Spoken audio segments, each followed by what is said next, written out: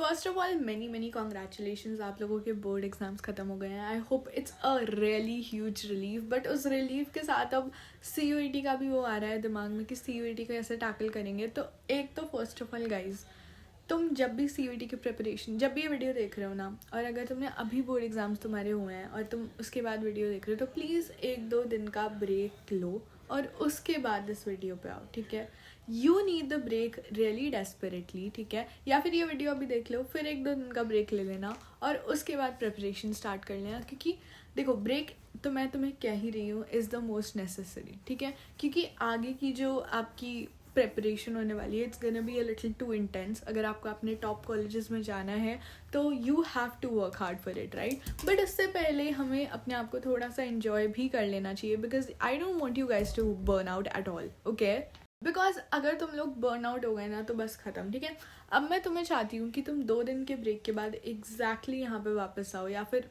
जब भी हो तुम you get back to work. तुम्हें लंबी वेकेशन भी नहीं लेनी है, and if you are taking a लंबी वेकेशन तो तुम्हें एक्स्ट्रा हार्ड वर्क करना पड़ेगा. ठीक है, तो इसीलिए मैं कह रही हूँ कि पहले ही just 2 days give yourself the time, don't think about studying at all, but after that you have to get in the lane. Guys, अगर तुमने मेरे अकाउंट को चेक किया है, मेरे यूट्यूब चैनल को चेक किया है, तो तुमने देखा होगा कि लास्ट ईयर मैं भी व्लॉग्स बना रही थी, एंड उन व्लॉग्स में मैंने ये प्रॉपरली डिस्कस किया था. I got 734 out of 200 by the way. तो मैंने उनमें प्रॉपरली डिस्कस किया था कि मैं उस दिन क्या करने जा रही हूँ. And one thing that I noticed in my own videos, self obsessed, but मैंने ये चीज़ ज़रूर देखी, नहीं मेरे को बस याद है कि I was doing her subject every day. I was not leaving any subject, because अभी तुम्हारे पास 1 महीना है बस. ठीक है, एंड तुम्हें कंसिस्टेंटली पढ़ना है, और हर सब्जेक्ट के अलग अलग मार्क्स है, 250 हर सब्जेक्ट के. You can not leave a subject last के लिए. आई रिमेंबर जब मेरी डेट शीट आई थी, तो मेरी डेट शीट में एक दिन का भी गैप नहीं था बीच में.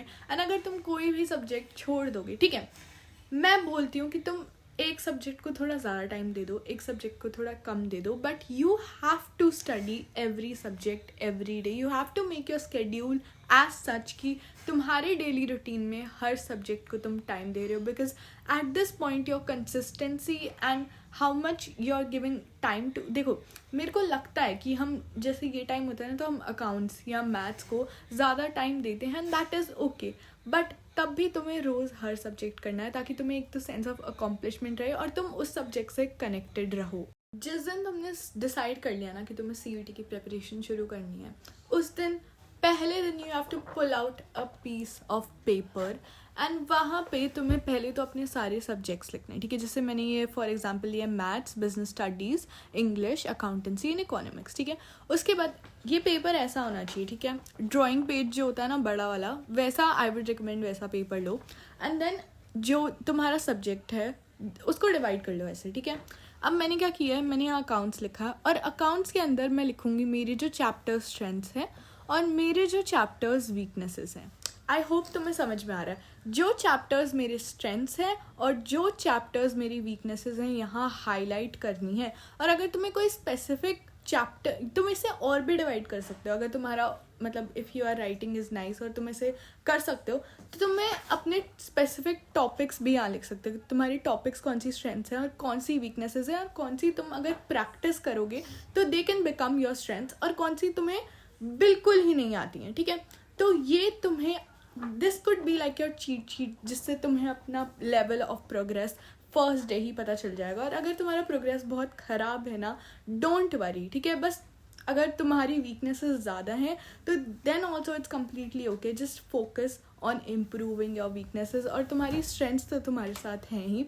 तुम्हें फिर पहले आई वुड रिकमेंड, तुम पे डिपेंड करता है. अगर तुम बहुत ज़्यादा मोटिवेटेड हो तब भी मैं ये रिकमेंड नहीं करूँगी कि एकदम वीक चैप्टर्स पे चले जाओ. सबसे पहले अपने मीडियम चैप्टर्स को बिल्ड करो, देन उसके बाद अपनी थोड़ी सी मतलब ऐसे.